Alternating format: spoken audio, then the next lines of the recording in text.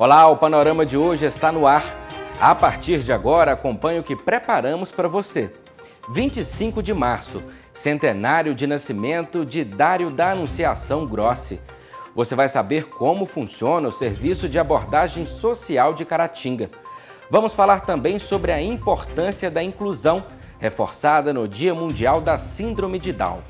O advogado Lucas Cota de Ramos traz mais um tema interessante no quadro Pense Direito. E ainda, caratinguense vence a obesidade e se torna um exemplo de superação. Após décadas de sucesso no mercado brasileiro, 2 automóveis deixam de ser fabricados.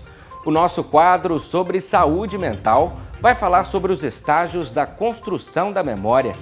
E você vai saber quando as manias podem se tornar preocupação. Veja também Batalha de Caratinga, um evento de rap vem movimentando a cidade. Tudo isso você acompanha a partir de agora. Nós vamos começar o panorama de hoje fazendo uma homenagem. Neste 25 de março, é comemorado o centenário de nascimento do senhor Dário da Anunciação Grossi, homem visionário que deixou um importante legado para Caratinga. Em 25 de março de 1922, nasceu em Rio Pomba Dário da Anunciação Grossi. Em 1933, ele se estabeleceu em Inhapim e depois foi transferido para Caratinga, se integrando ao comércio da família Bonfim. Destacou-se como empresário de uma rede de produtos alimentícios e bebidas e depois migrou para o ramo de transportes rodoviário, onde sua família permanece até hoje. Foi prefeito de Caratinga de 1993 a 1996. Em seu governo, foram criados a Secretaria de Agricultura, o Centro Odontológico e a Policlínica Municipal. Na gestão dele, foi feito o asfaltamento de grande parte da cidade e a idealização da atual Avenida Dário Grossi. Ele chegou a ser subgovernador em um período em que Minas Gerais foi dividida em regiões administrativas, além de ter assumido a coordenação geral da 23ª Região Administrativa da vertente ocidental do Caparaó. Dário Grossi faleceu em 14 de abril de 1998, vítima de uma pneumonia com quadro de infecção generalizada. Somos gratos pelo legado que ele deixou, que segue contribuindo para o desenvolvimento da nossa região. A nossa gratidão ao senhor Dário por suas contribuições para o crescimento da nossa cidade. Um dos principais trabalhos desenvolvidos pela Secretaria de Desenvolvimento Social de Caratinga é o Serviço de Abordagem Social voltado para as pessoas em situação de rua. Veja como esse trabalho é realizado na cidade. Olá pessoal, meu nome é Luciana Couto e eu sou a diretora do Departamento de Proteção Especial. O Serviço de Abordagem Social ele é voltado para as pessoas em situação de rua. Hoje nós temos uma equipe específica para trabalhar com esse público. Temos uns orientadores sociais, temos uma equipe técnica que é um assistente social e um psicólogo para fazer o atendimento psicossocial. A equipe de abordagem, elas trabalham diariamente, de segunda a segunda, fazendo a identificação desse público e trazendo o público para o equipamento para fazer o atendimento com a equipe técnica. Mediante o atendimento da equipe técnica que vai se desenvolver a ação. A equipe faz um trabalho voltado para eles com a escuta qualificada e a oferta no serviço no que a proteção especial tem a ofertar para essas pessoas. O município de Caratinga, ele atende pessoas de fora, Vem os migrantes e imigrantes. Então, assim, com a identificação dessas pessoas, a gente consegue fazer a identificação, o trabalho e até mesmo o retorno dessas pessoas para a sua devida cidade. Hoje, lá no CREAS, que é o Centro de Referência Especializado, que ele fica situado na Rua Princesa Isabel, número 151, ele atende em torno de 23 pessoas que estão em situação de rua, Essas pessoas são acompanhadas, são monitoradas diariamente pela equipe especializada. E em relação ao público do migrante, nós temos na faixa de 70 a 80 pessoas que passam, perpassam pelo município, elas vão até o CREAS solicitando a passagem para o retorno à sua devida cidade. Você, enquanto pessoa que tiver interesse em ajudar essas pessoas, esse público, podem buscar o apoio da gestão, o apoio da Secretaria Municipal de Desenvolvimento Social, especialmente da equipe do CREAS. A gente está ali para acolher, para poder ajudar esse público, e você, enquanto cidadão, pode buscar os órgãos que nós estamos aqui para ajudar. Esse é, sem dúvida, um importante trabalho realizado pela Secretaria de Desenvolvimento Social de Caratinga. Esta semana foi marcada pelo Dia Mundial da Síndrome de Down. A data, que é oficialmente reconhecida pelas Nações Unidas desde 2012, promove a conscientização global para celebrar a vida das pessoas com a síndrome e para garantir que elas tenham as mesmas oportunidades educacionais, sociais e profissionais. Respeito acima de todas as coisas. Essa é a palavra-chave da inclusão. 21 de março foi escolhido para ser o Dia Internacional da Síndrome de Down. Essa data foi definida fazendo uma simbologia em relação à alteração genética do cromossomo 21, que caracteriza a síndrome. Mas não se trata apenas de um cromossomo a mais, é também mais carinho, mais alegria e, principalmente, mais amor. O tema desenvolvido este ano traz uma reflexão. O que é inclusão? A verdadeira resposta precisa vir em forma de oportunidade e acolhimento. Eu estou feliz demais na conta, adorei demais, estou muito feliz. Chegou para crescer aqui na Pai, para Caratinga. Inclusão, Esther, é poder ajudar. É amor, fala. Assim, amor. Agora dá beijinho, mamãe. Isso. Aê. É amor. Esses vídeos foram gravados pelos estudantes da APAI, Associação de Pais e Amigos dos Excepcionais de Caratinga. Por aqui, o trabalho se fortalece por meio da arte, da prática de esportes, estudo e preparação para a vida. Cada um dos assistidos recebe condições de se desenvolver de acordo com as próprias potencialidades. E essa é uma das propostas do ensino-aprendizagem visando a inclusão. A temática desse ano do Dia Internacional da Síndrome de Down veio até trazendo essa provocação. A frase incluir quer dizer reticências para as famílias, os alunos, os professores completarem, né? E aí os nossos alunos responderam que inclusão é amor, que inclusão é estudar. Eu respondo que inclusão é adaptar as atividades, a rotina da escola, no caso da escola, para trazer para esses alunos, garantir para esses alunos o seu desenvolvimento, tanto nos aspectos cognitivos, quanto nos aspectos afetivos e socioemocionais. Isso é inclusão. As atividades acontecem de forma lúdica e direcionada. Tudo para proporcionar um ambiente agradável, onde aprender se torna peça fundamental na convivência. Os nossos alunos, como tema é inclusão, e a nossa APAI inclui, e também prepara nossos alunos para estarem incluídos na sociedade. A APAI aqui, nós temos aqui especialmente no módulo 2, além da escola, nós temos as oficinas, que quando o aluno termina a EJA, o que esse aluno vai fazer? Não tem escola mais para ele?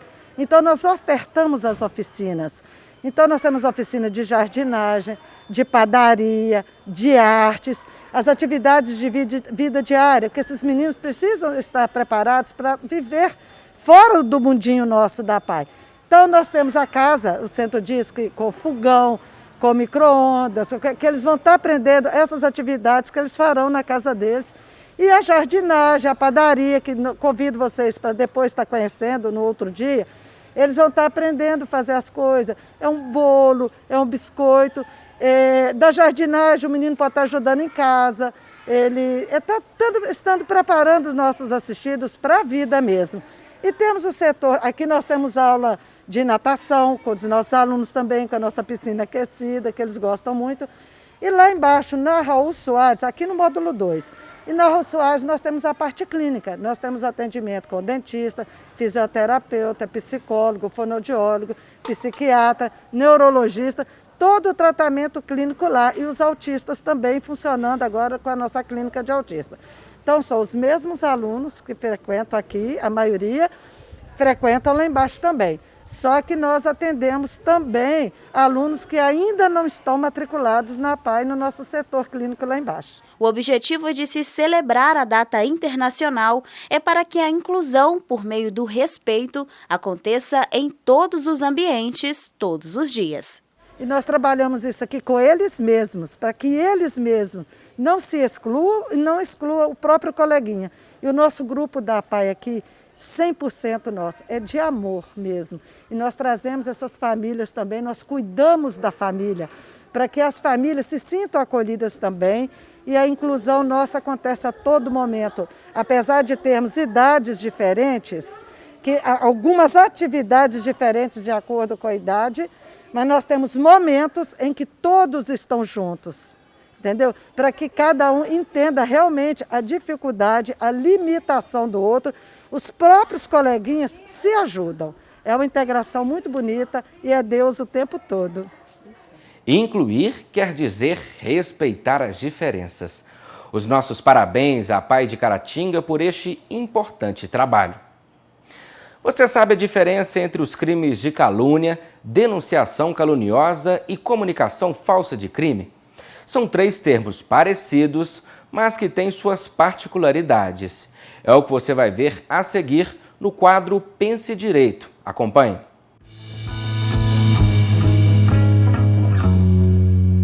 Crimes de calúnia, denunciação caluniosa e comunicação falsa de crime ou contravenção. Esses 3 crimes geram muitas dúvidas no Brasil. As redações parecem um pouco como a lei prevê esses crimes, as situações que configuram cada um deles também podem parecer um pouco e geram dúvidas. Hoje você vai perceber a diferença entre cada um deles.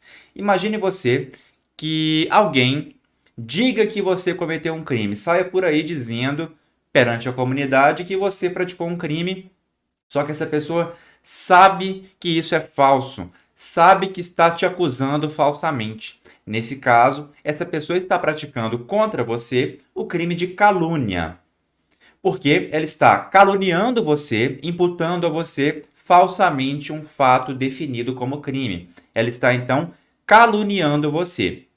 Agora pense que, além disso, além de fazer isso, essa pessoa vá até uma delegacia, registre um boletim de ocorrência contra você por um crime que ela sabe que você não praticou. Nesse caso, mais do que uma calúnia, ela está praticando contra você a denunciação caluniosa. Por quê? Porque quando ela registra o boletim de ocorrência contra você, isso obriga um delegado de polícia, autoridade policial, a iniciar uma investigação. Não quer dizer que você será condenado, processado, nada do tipo, nem preso. Mas a investigação será iniciada, ou seja, essa pessoa que fez isso, registrou esse boletim de ocorrência contra você sabendo que você é inocente, ela está dando causa à instauração de um inquérito policial contra você. Ela pratica, então, a denunciação caluniosa, que é mais grave do que a calúnia. Perceba, na calúnia eu tenho uma etapa, na denunciação caluniosa eu já tenho outra etapa. A situação vai além, a situação é mais grave, a pena também é maior. A pena aqui é reclusão de 2 a 8 anos e multa, enquanto na calúnia a pena é detenção de 6 meses a 2 anos e multa. E como é que fica o crime de comunicação falsa de crime ou contravenção nessa história toda? Esqueça esses exemplos anteriores. Pense que uma certa pessoa decida ligar para a polícia dizendo que presenciou um crime, dizendo que um crime acaba de acontecer num determinado local. Mas essa pessoa não está apontando alguém como suposto autor desse crime. Essa pessoa está mentindo, ela liga mentindo para a polícia, mas ela não está falando que o autor do crime foi fulano ou ciclano, não. Ela simplesmente está passando um trote, entre aspas, né? Não é tão simples assim, algo grave, né? Mas esse trote, nele ela está dizendo que alguém que houve um crime naquele local, sem, contudo, apontar uma pessoa certa, determinada como autora desse crime. Nesse caso, ela não está dando causa a um inquérito policial contra alguém, afinal, ela não apontou alguém. Ela também não está caluniando alguém, afinal, repito, ela não apontou alguém. Contudo, ela está provocando a ação da autoridade que vai instaurar um inquérito, vai registrar um boletim de ocorrência, mesmo sem alguém definido, sem um investigado definido, e essa pessoa está praticando, então, a comunicação falsa de crime. Nesse caso, não se está apontando alguém definido, só que mesmo assim existe um crime. Não é calúnia, não é denunciação caluniosa, mas sim a comunicação falsa de crime, que significa provocar a ação de autoridade, comunicando-lhe a ocorrência de crime ou contravenção que sabe não se ter verificado, a pena de detenção de 1 a 6 meses ou multa. Então, basicamente, essa é a diferença entre esses 3 crimes. De acordo com dados da Organização Mundial da Saúde, pelo menos 22% da população brasileira adulta está obesa. Mas como vencer essa doença? Você vai conhecer agora a história de uma jovem caratinguense que deu a volta por cima, perdeu muito peso e atualmente é um exemplo para muitas pessoas. Nossa equipe de reportagem está deslocando neste momento para a rua Paulina Miranda, no bairro Esplanada, aqui em Caratinga, para contar a história de uma jovem de 28 anos. Ela chegou a pesar mais de 120 quilos e atualmente perdeu mais da metade deste peso. Uma história emocionante que você acompanha a partir de agora. Às vezes, já passei várias vezes na frente do espelho e abaixar a cabeça, não consegui me olhar. A pessoa tem que se aceitar que está doente, porque a obesidade é uma doença. Seguimos atrás de uma história de muitos capítulos, divididos em episódios de tristeza, preconceito, luta e a tão esperada vitória. Quem nos recebeu no portão de sua casa com um sorriso estampado no rosto foi a personagem dessa trajetória, a nova Mônica Costa Moura. No início de nossa entrevista, logo voltamos a quase 2 anos, na batalha diária contra o excesso de peso. Toda a vida eu fui acima do peso, toda a vida, desde criança, né? Eu fazia alguma coisa, sabe? Eu sempre estava fazendo alguma coisa. Eu procurava nutricionista, endocrinologista, era aquela coisa de academia, ia, parava, gostava de fazer caminhada. Então eu vivia no efeito sanfona, que era engordava, emagrecia. Foi após a gravidez que a jovem começou a sentir na pele o peso. Tudo ficou mais difícil e a rotina não era a mesma. Atividades que eram feitas com facilidade começaram a se tornar impossíveis. Eu lembro que acabou meu resguardo, né? Eu falei, não, agora eu vou para Dário. E quando a gente engorda, os outros falam assim, grávida, quando engravida o pé cresce. Mas não é o pé, né? É a gente que engorda. Eu lembro que eu peguei o meu mesmo tênis, que eu sempre fazia minhas coisas, e fui para Dário Grossi. E cheguei lá, aquele tênis começou a pegar meu pé, né? Porque eu estava bem mais gorda, 30 quilos a mais. E eu lembro, gente, meu pé sangrou e eu sentei no meu filho e fui chorando. Falei assim, meu Deus, me dá uma luz. Tudo foi piorando. Diagnósticos graves surgiram, afetando diretamente a saúde. Eu sentia falta de ar, dor nas pernas, cansaço. Meu nenenzinho, eu falei assim, gente, não vou conseguir nem brincar com meu filho na hora que ele estiver maior. A minha cama é aquela queen, assim, eu tinha dificuldade para subir na cama, para virar na cama. Pressão alta, minha pressão estava sempre alterada, eu estava pré-diabética, já meus exames estavam tudo alterado, colesterol, tudo, estava tudo ruim, sabe? Então, a gente junta tudo, né? Junta a vaidade, porque eu sou uma pessoa jovem, eu não queria aquilo pra mim, e também a questão de saúde. Se eu estava naquela situação com 26 para 27 anos, imagina, com 40 anos, como é que ia ser minha vida? Né? Talvez eu nem sobreviveria, não sei. Em meio a tantas limitações, Mônica decidiu realizar uma intervenção cirúrgica, conhecida como bariátrica. A recuperação não tem sido nada fácil. Mesmo após 1 ano e meio de procedimento, existe uma luta diária para se manter o peso. A Sociedade Brasileira de Cirurgia Metabólica e Bariátrica aponta que mais de 5 milhões de brasileiros são elegíveis para o procedimento. Os últimos dados sobre o número de cirurgias bariátricas realizadas por plano de saúde mostram que a quantidade de procedimentos subiu 68% entre 2011 e 2020. Já os realizados pelo Sistema Único de Saúde, o SUS, caíram na mesma proporção. O procedimento correu tudo bem, graças a Deus, minha cirurgia não teve nenhuma intercorrência, o meu pós-operatório foi ótimo, e mudou tudo. Primeiro, né, a alimentação, é o que mais muda, né? Eu comia, sei lá, 600 gramas de comida, não sei. Hoje em dia, o máximo é 200 gramas, né? Na época que eu fiz, não comia nem 50, né? Eu tomava de 2 em 2 horas líquido, era um copinho de 50 ml, então é difícil, pós-operatório é difícil, mas depois que passa, que você olha para trás e fala, puxa, valeu a pena. Hoje é possível se olhar no espelho com vaidade. Por meio dele, é transmitido um verdadeiro sentimento de uma nova mulher. Um novo recomeço. A jovem não abre mão de exercícios físicos, que são realizados praticamente todos os dias em uma academia da cidade. Toda a dedicação para manter os atuais 62 quilos. Hoje eu sou ativa, faço tudo. Eu vou para São Paulo viajar, né, que eu faço compra lá.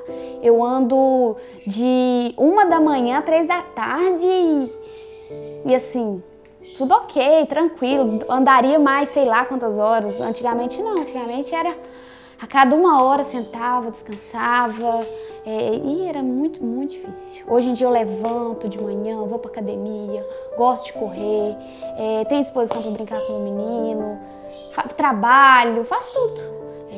Hoje eu me cuido mais, né? Eu gosto. Aprendi a gostar antes. Não sei, parece que quando uma coisa não tá bem na gente, nada serve. Você arruma o cabelo e olha assim, tá do mesmo jeito. Hoje em dia não, hoje em dia eu tenho outra visão de mim.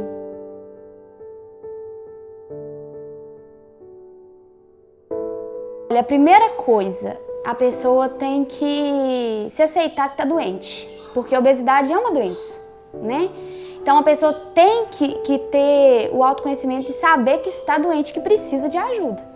E como toda outra doença tem tratamento, a obesidade também tem. Então é procurar ajuda. Primeira coisa, procurar ajuda. Eu falo que o primeiro profissional que a pessoa tem que procurar é um psicólogo. A obesidade hoje ela é uma pandemia também, né? E isso vem preocupando muito. A obesidade ela traz muitos transtornos, né? Muitos problemas psicológicos, como a tristeza, a depressão, a ansiedade, a vergonha, né? A raiva. Então é uma mistura de sentimentos, né? E devemos tomar muito esse cuidado, porque é uma coisa que é uma pandemia e as pessoas ainda não têm essa noção.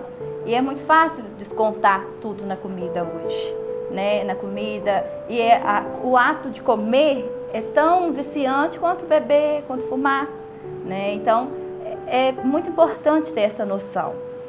Antes de ir para a alimentação, pensar, minha fome é de quê? Eu estou com raiva, então eu desconto na comida. Eu estou triste, eu desconto na comida. Eu estou alegre, então eu vou comer para comemorar, né? E devemos tomar muito esse cuidado com esse olhar, como que a gente coloca a alimentação no nosso dia a dia, né? Quanto no adulto, quanto na criança. Hoje a rede social pode ser uma grande vilã em alguns aspectos. A exibição de corpos perfeitos, malhados, escondendo qualquer tipo de imperfeição, também pode afetar a saúde mental dos seguidores, que acabam se tornando influenciáveis. A vida real não tem nada a ver com o Instagram. E hoje tem essa comparação muito grande com blogueiras, com cantoras, a foto bonita de biquíni, a foto perfeita, né? Tanto para o homem quanto para a mulher. E devemos tomar muito cuidado com isso, porque isso não é verdade. A verdade da coisa, a grande verdade da coisa, é que a felicidade é dentro da gente. Não existe o corpo perfeito, existe o corpo ideal, o corpo que eu estou bem com ele, o corpo que me faz me sentir saudável, que me faz ser saudável, né? Magreza não é sinal de ser saudável e gordura também não. Então, tomar muito esse cuidado que, com a rede social, com o que a gente vê na internet, esse mundo de felicidade, que é uma coisa que não existe. A vida real, todos nós sabemos que é diferente, que não é assim. Depois de tudo, uma palavra de incentivo para quem deseja mudar e ter uma vida mais saudável. É sonhos. A pessoa tem que ter o sonho, tem que ter a vontade de querer mudar. Então, se a pessoa tem um sonho de sair, eu falo que eu tinha, né, de sair dos 52, 54 e usar um 38, era um sonho. Eu consegui, então todos conseguem, né? Todo mundo consegue. É só procurar a ajuda certa e entender, né, o porquê de uma pessoa chegar a engordar tanto, que é assim, às vezes até inacreditável, né? Então, se a pessoa tem um sonho, é só procurar as pessoas certas. Tem vários profissionais aí que tá pronto para ajudar a gente. É surpreendente a força de vontade da Mônica, que ela possa servir de incentivo para todos nós. E ainda no panorama de hoje você vai ver, após 4 décadas de sucesso, Gol e Uno deixam de ser produzidos. Nosso quadro sobre saúde mental vai falar dos estágios da construção da memória. Você vai saber quando as manias podem se tornar preocupação. Vamos falar também das batalhas de rap em Caratinga. Tudo isso logo após o intervalo.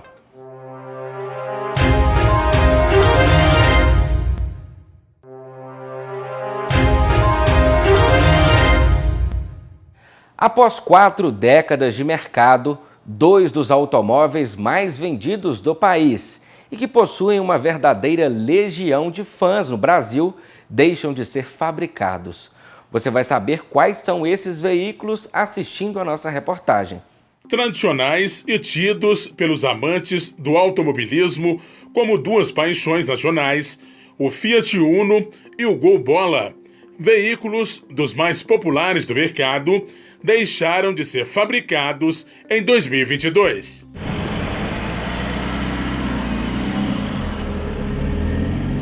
O Gol marcou uma época e era o sonho de consumo de muitas pessoas, principalmente as versões esportivas. Projetado e desenvolvido no país, é o modelo de maior produção da Volkswagen, com 8,6 milhões de unidades. Foi o primeiro carro com injeção eletrônica no Brasil e é o primeiro com motor flex. Em 2021, com 41 anos, ainda foi o mais vendido da marca, mas não tinha a mesma representatividade que teve nos 27 anos em que foi líder de mercado entre 1987 e 2014. Sua aposentadoria ocorreu agora, em 2022. O Fiat Uno vai sair de linha por quê?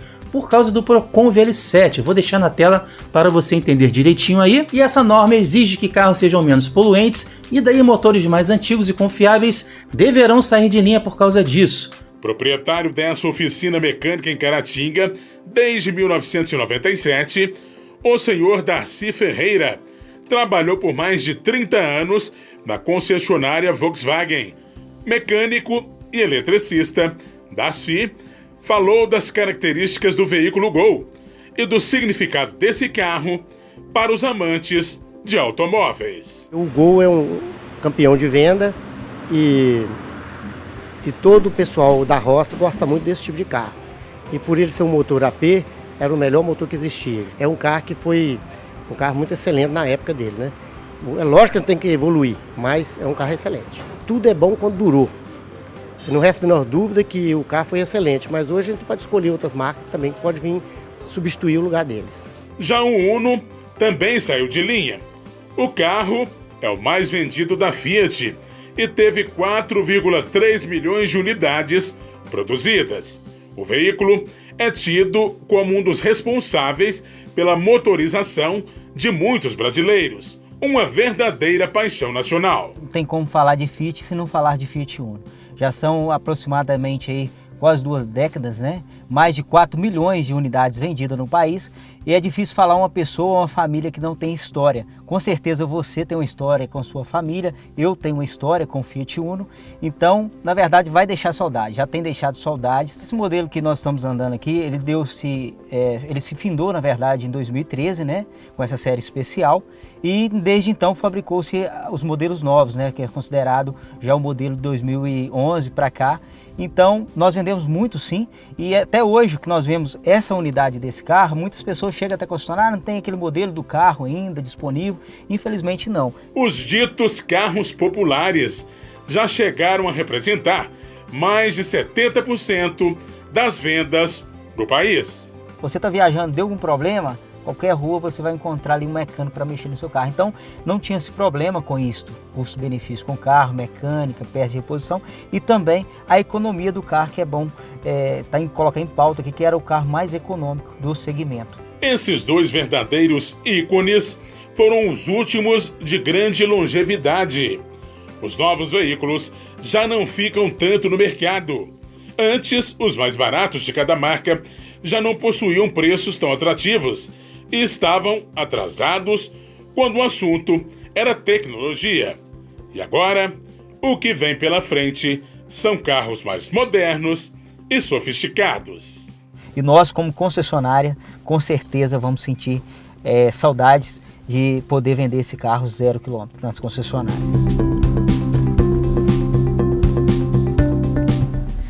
Parece que muita gente vai sentir saudade desses veículos. E agora vamos falar de saúde mental. Você sabia que a memorização acontece em estágios? A seguir, vamos ver como esse mecanismo ocorre e a importância dele para a construção das nossas memórias. Confira. Olá, pessoal. Retomando aquele assunto de memória, trabalhado no último quadro, eu gostaria de fazer uma associação entre a memória e o nosso aprendizado, deixando alguma dica, alguns conselhos aí para o pessoal acadêmico, para as pessoas que têm buscado um concurso público, nesse sentido mesmo de mostrar como a memória pode ser mais eficaz, como nós podemos estudar e armazenar mais a nossa memória. Recapitulando as fases da memória, nós temos a fase de codificação, a fase de registro e a fase de evocação. E como que nós podemos associar isso a um estudo com maior qualidade?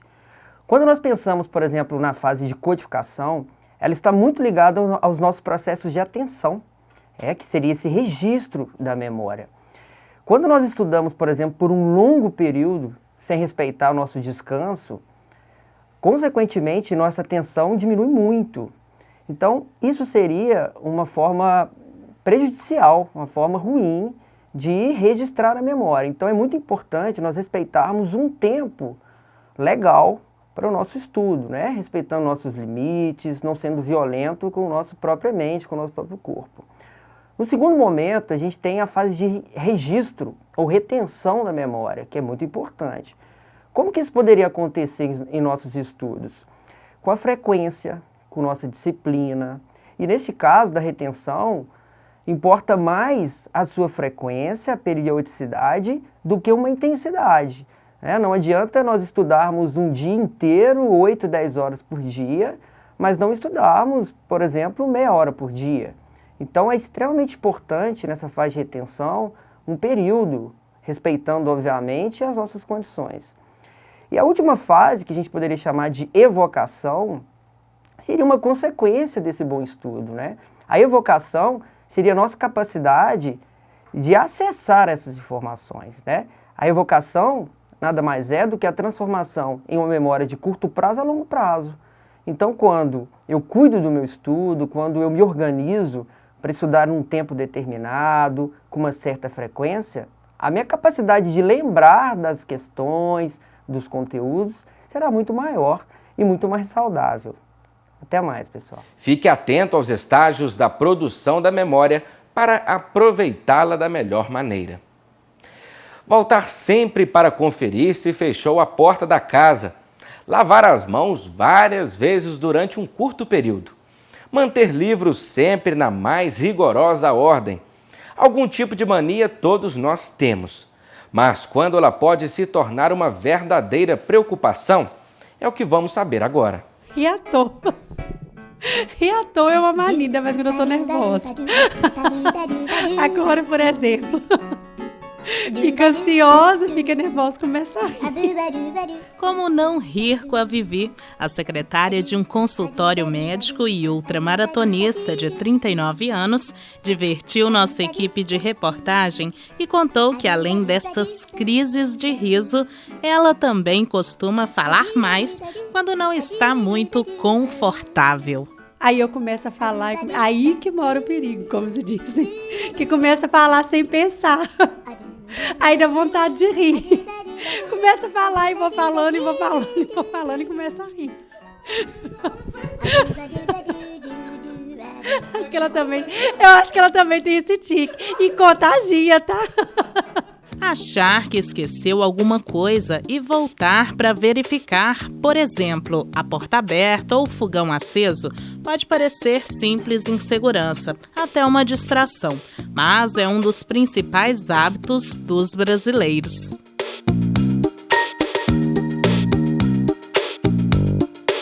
A psicóloga e neuropsicóloga Helenice Aredes explicou à nossa reportagem qual a diferença do termo mania usado pelo senso comum e a utilização feita pela ciência. Popularmente, a gente chama os hábitos repetitivos, de mania.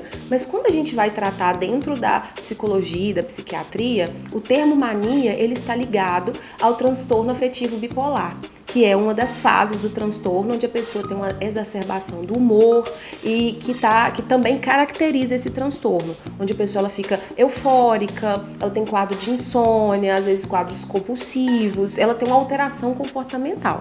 Então, para a psiquiatria e para a psicologia, mania está muito mais ligado a essa fase do transtorno afetivo bipolar do que esse hábito repetitivo, que popularmente a gente costuma usar esse termo mesmo, falar que são manias que a gente tem, Mas por que será que as pessoas fazem isso? A gente tem que entender assim, que a mania, por si só, é um comportamento em que a gente executa ele de formas repetidas.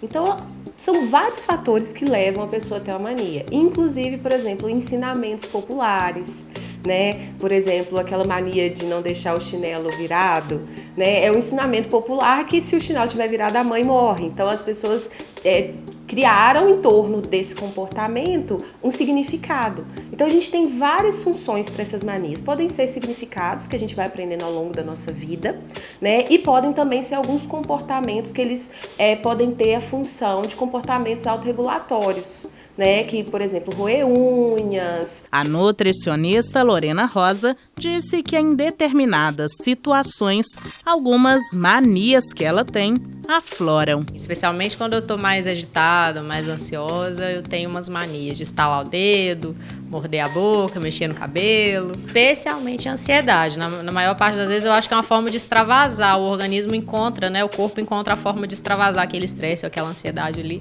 com o toque, com a mania. Eu, por exemplo, quando eu era adolescente, eu tinha uma ansiedade que me fazia ficar puxando fio de cabelo. E isso me trouxe consequências no futuro.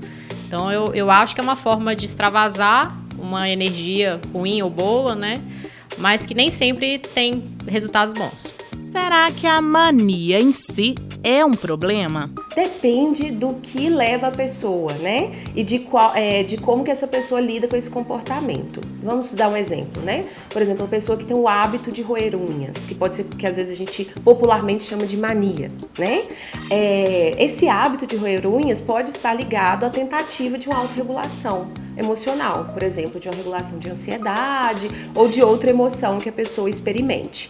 Quando que traz prejuízo? Quando às vezes a pessoa ela rói tanto as unhas que chega a se machucar, ou ela não, às vezes, consegue não parar de roer unhas diante dessa dor ou de algum prejuízo. Então a gente vai observar assim, se o comportamento se tornar muito inflexível, ele tende a trazer alguns prejuízos, sim, alguns desconfortos. Então a gente tem que observar o quanto esse comportamento ele pode gerar de prejuízo para o sujeito. Portanto, é preciso prestar atenção para saber quando o sinal vermelho deve ser aceso em relação a alguns hábitos repetitivos.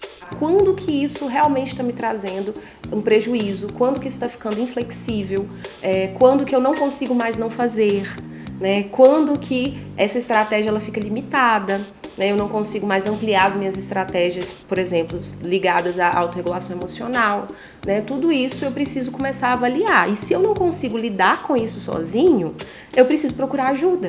A ajuda profissional é necessária principalmente para distinguir uma mania de um quadro que exige muito mais atenção, como o transtorno obsessivo compulsivo, por exemplo. O TOC, ele também é composto de comportamentos repetitivos, né? O que vai diferenciar é que os comportamentos do TOC, eles são muito mais frequentes e a pessoa ela tem muita dificuldade de não fazê-los. E está ligado também a pensamentos intrusivos e também as obsessões e compulsões. Então o TOC ele é um transtorno que às vezes é muito banalizado, né? Porque a gente tem o hábito, por exemplo, eu tenho que verificar as portas.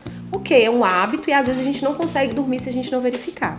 Mas quando a pessoa ela tem um TOC ligado à verificação, esse sofrimento é muito mais intenso do que esse desconforto que a gente sente se a gente não for lá verificar. Né? Os rituais que envolvem o TOC, eles são rituais que eles geram muitos desconfortos no sujeito.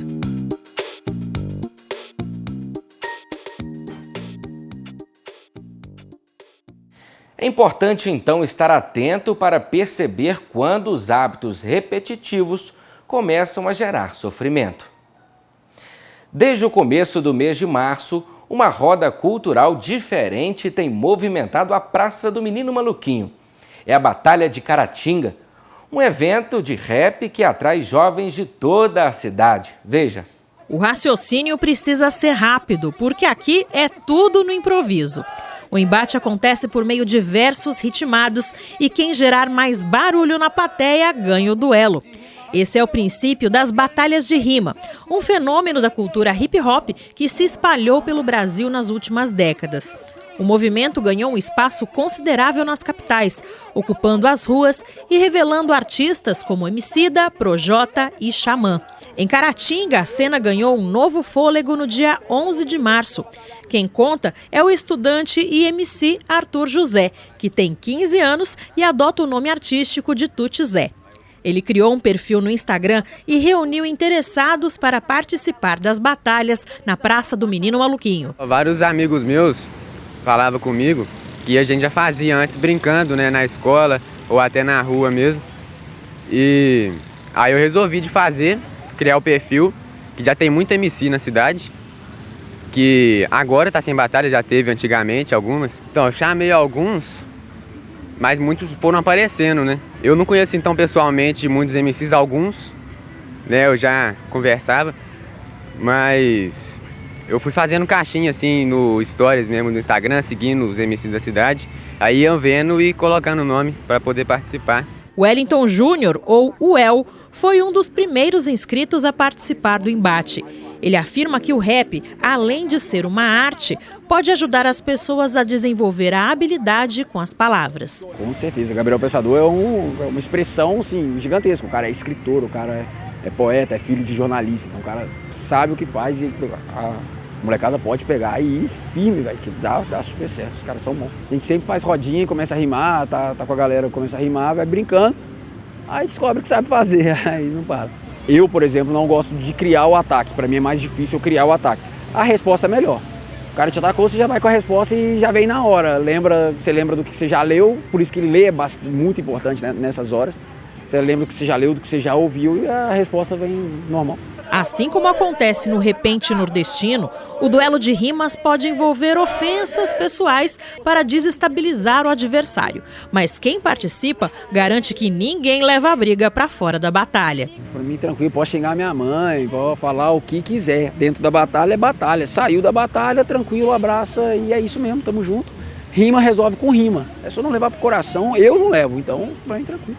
Pra mim é muito tranquilo. Por isso que eu pergunto sempre o cara, velho, tá de boa? Pode. Ah, não gosta. Ah, não, então beleza. Os caras não gostam, tranquilo. Agora os caras falam, não ligo. Ah, amigo, aí... A intenção dos organizadores é que os encontros aconteçam no local toda sexta-feira a partir das 7 da noite. E pelo empenho dos participantes, o evento tem tudo para durar. Meu nome é Everton, mas meu nome artístico é Reizinho, me chamam de Reizinho. Primeira batalha minha aqui, agradecendo aí de coração, né, que tamo juntos. Confesso, foi muito gratificante para mim de eu estar aqui hoje rimando, de eu estar batalhando com o pessoal, da gente tá trazendo essa cultura mais para frente, da gente estar espalhando isso pela cidade. Por mais que a nossa cidade pode ser pequena, a gente pode estar trazendo a cultura para muitos para fora, né, que a gente pode ser uma inspiração para alguém a partir de diante. A minha expectativa é a primeira vez, vi a animação do pessoal. Eu estava muito tímido quando eu cheguei, o pessoal me animou, eu fiz um pouquinho e saí. Mas pelo que eu estou vendo aqui, o pessoal está bem confiante, entendeu? E eu acho que com o passar do tempo vai melhorar sim, entendeu? Acho que vai melhorar coisa de 2 meses, se tudo der certo, se a gente conseguir animar o pessoal, vai dar certo sim, vai virar até um evento cultural. É muito interessante ver movimentos culturais surgindo espontaneamente na nossa cidade. E o panorama de hoje vai ficando por aqui. Para seguir conectado com as notícias ao longo da semana, acesse as nossas redes sociais. A você que nos acompanha, o nosso muito obrigado. Esperamos por você na próxima edição. Até lá!